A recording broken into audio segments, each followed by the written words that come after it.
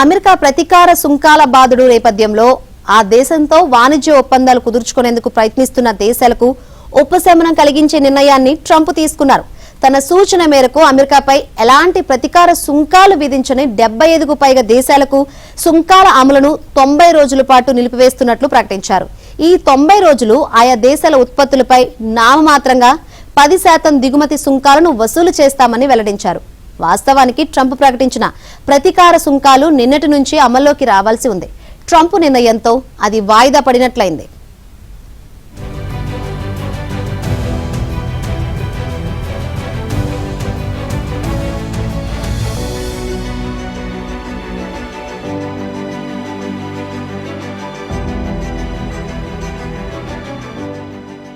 సుంకాల అమలును 90 రోజుల పాటు నిలిపివేస్తున్నట్లు ప్రకటించారు. ఈ 90 రోజులు ఆయా దేశాల ఉత్పత్తులపై నామమాత్రంగా 10% దిగుమతి సుంకాలను వసూలు చేస్తామని వెల్లడించారు. వాస్తవానికి ట్రంప్ ప్రకటించిన ప్రతీకార సుంకాలు నిన్నటి నుంచి అమల్లోకి రావాల్సి ఉంది. ట్రంప్ నిర్ణయంతో అది వాయిదా పడినట్లయింది.